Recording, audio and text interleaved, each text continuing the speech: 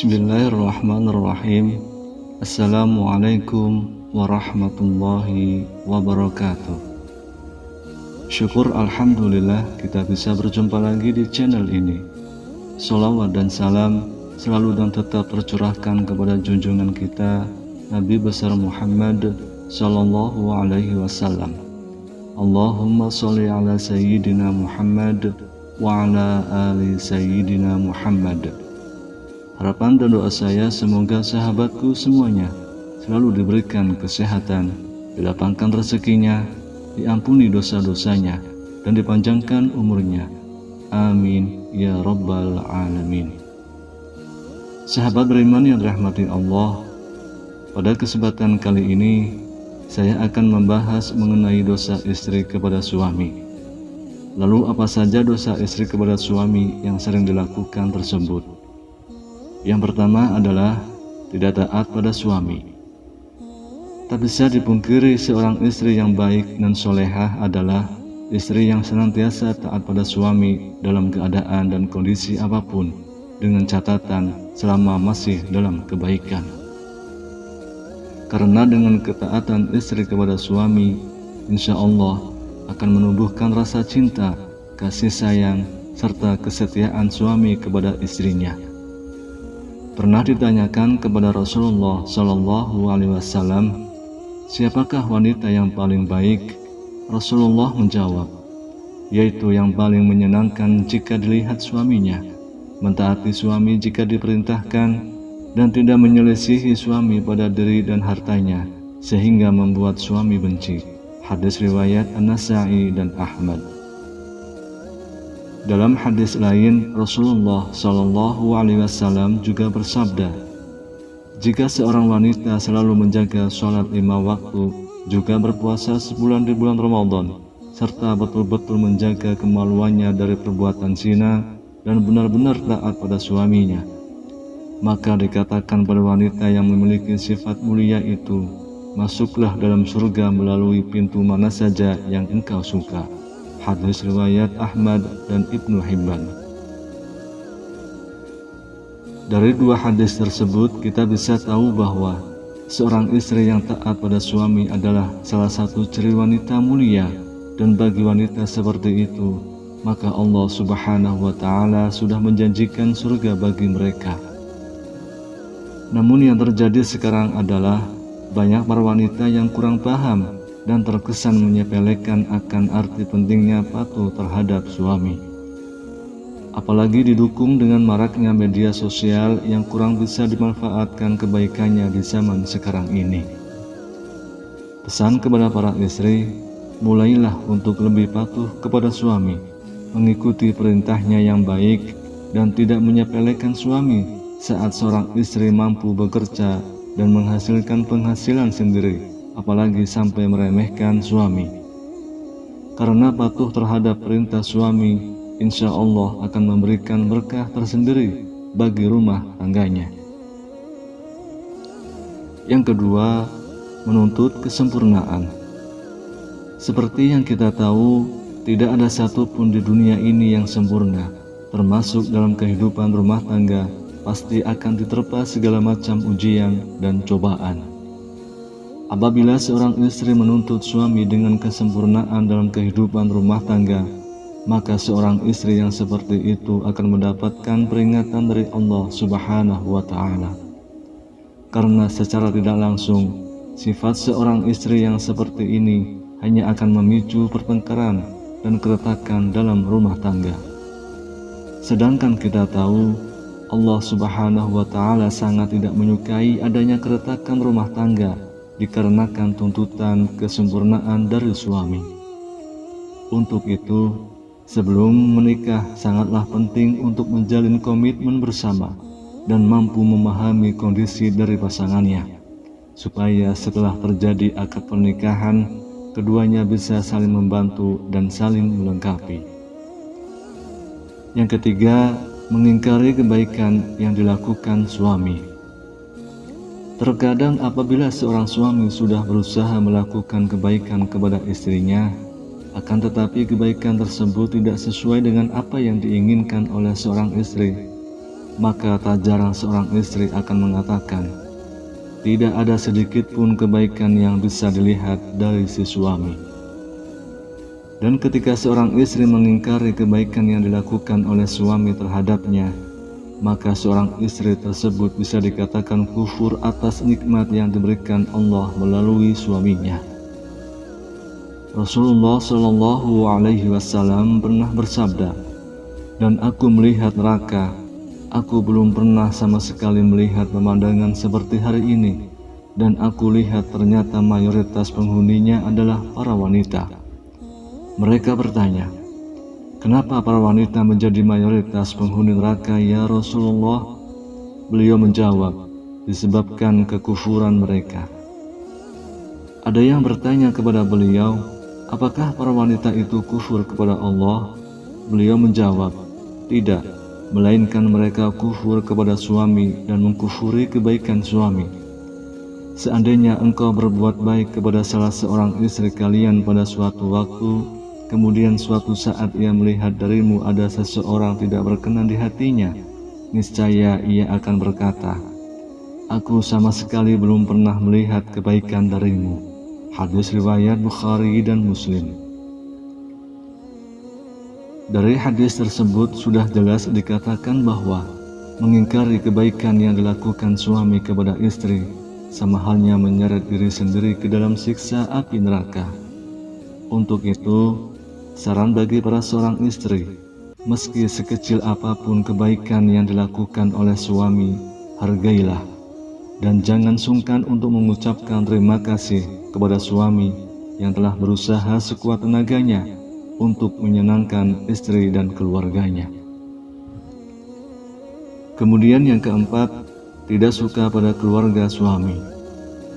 Pernikahan tidak hanya bertujuan menyatukan dua manusia saja, akan tetapi pernikahan juga bertujuan menyatukan dua keluarga.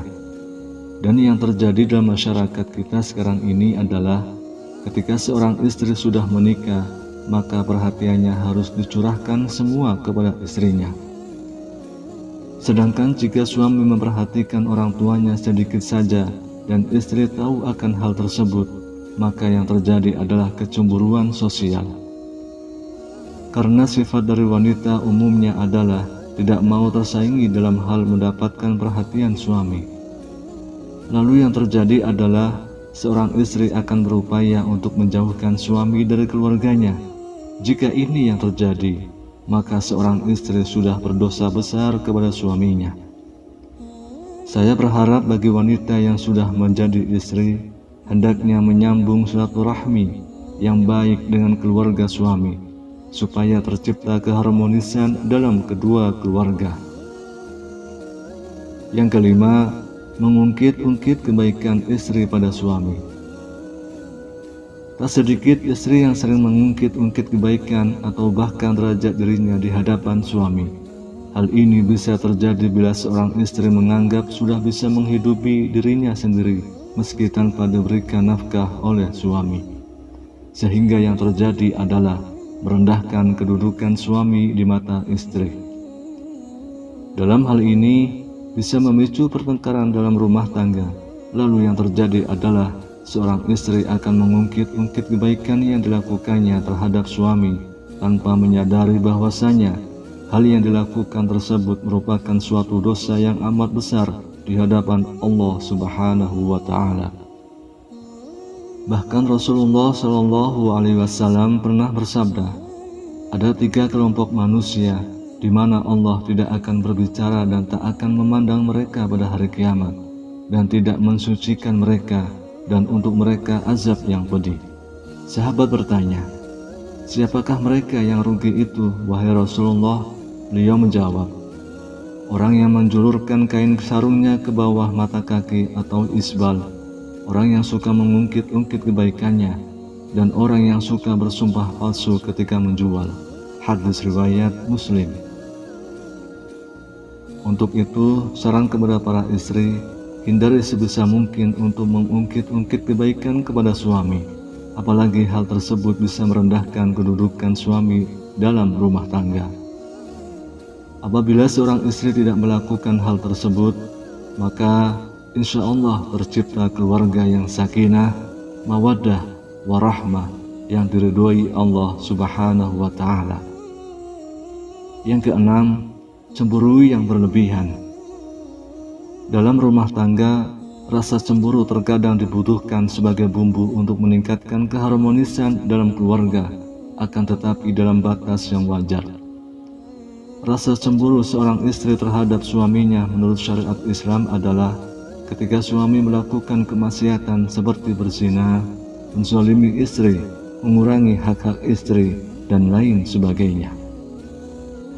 Akan tetapi, cemburu seorang istri akan menjadi bentuk kedurhakaan terhadap suami manakala cemburu tersebut tidak memiliki dasar yang jelas berupa bukti atau kebenaran.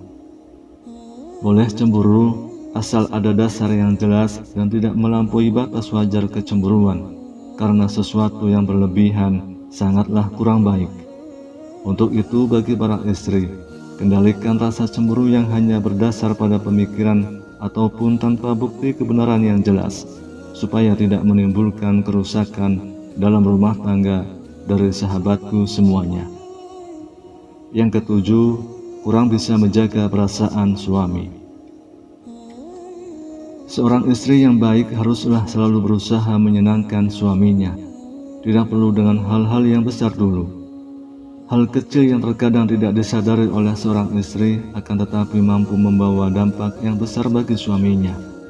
Contohnya adalah menunjukkan wajah yang ramah, tidak bermuka masam, tersenyum kecil yang membuat suami sejuk memandangnya, dan lain sebagainya. Hal-hal kecil tersebut terkadang oleh sebagian istri sering terlupakan. Padahal kalau mau menyadari hal kecil tersebut sangatlah berarti bagi seorang suami dan mampu memunculkan rasa sayang suami kepada istrinya. Selain itu, ada hal yang lain tak kalah pentingnya, yakni selalu menjaga perbuatan dan ucapannya supaya tidak menyakiti hati suami. Misalnya adalah mencaci, berkata yang kasar, sering memojokkan suami, sehingga terlihat salah di mata istri, suka mengkritik perbuatan baik yang dilakukan suami, dan lain sebagainya. Dari Mu'adz bin Jabal radhiyallahu anhu, Rasulullah shallallahu alaihi wasallam pernah bersabda, jika seorang istri menyakiti suaminya di dunia, maka calon istrinya di akhirat dari kalangan bidadari akan berkata, janganlah engkau menyakitinya, semoga Allah mencelakakanmu, sebab ia hanya sementara berkumpul denganmu, sebentar lagi ia akan berpisah dan akan kembali kepada kami.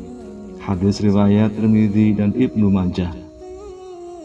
Untuk itu, saran kepada istri maupun calon menjadi istri, sebisa mungkin usahakan untuk selalu menjaga lisan dari perkataan yang kurang baik kepada suami. Dan cobalah untuk melakukan terlihat sejuk ketika dipandang suami dengan melakukan hal-hal kecil meskipun hanya sekedar tersenyum. Yang kedelapan, kurang bisa menjaga penampilan. Tak jarang seorang istri mempunyai pemikiran bahwa jika sudah berumah tangga justru malah berpenampilan ala kadarnya, dan ini sangat berbeda ketika masih lajang.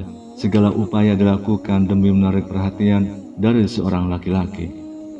Kalau saya mengatakan hal tersebut malah terbalik.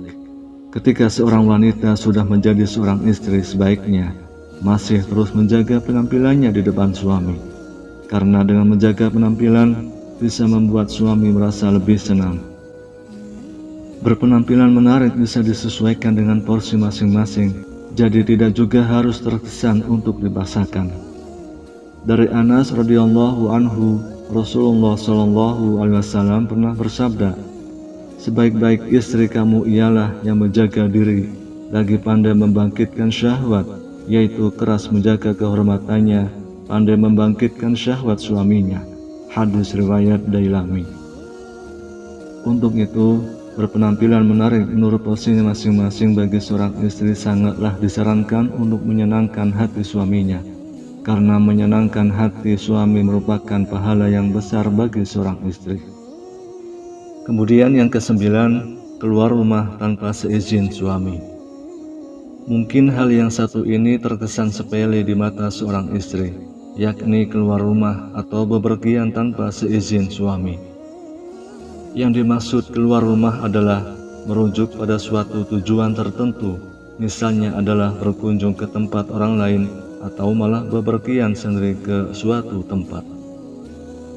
Padahal kita tahu keluar batas dari rumah tanpa seizin suami sangatlah tidak dibenarkan bagi seorang istri, kecuali suami tidak berpesan dan tidak melarang keluar rumah karena harus menyiapkan makanan untuk anaknya sehari-hari. Jadi harus dipahami, jika suami tidak melarang keluar rumah untuk membeli bahan makanan untuk mengantar anak sekolah, hal ini tidak termasuk berdosa kepada suami. Akan tetapi, jika suami berpesan untuk tidak keluar rumah dalam kondisi apapun, seorang istri haruslah mematuhi perintah suaminya. Pernah ada suatu kisah pada zaman Nabi Shallallahu Alaihi Wasallam, yakni seorang lelaki yang keluar bermusafir telah berpesan kepada istrinya agar tidak turun ataupun keluar rumah dari tingkat atas ke tingkat bawah. Lalu suatu hari bapak istrinya itu yang tinggal di tingkat bawah lalu jatuh sakit.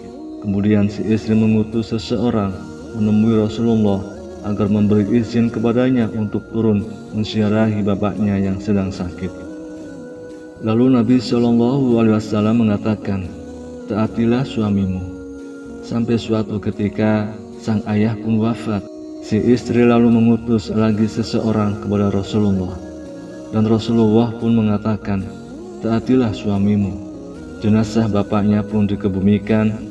Lalu Rasulullah mengutus kepada si istri untuk memberitahukan bahwa Allah telah menghapuskan dosa-dosa bapaknya lantaran ketaatannya kepada suami.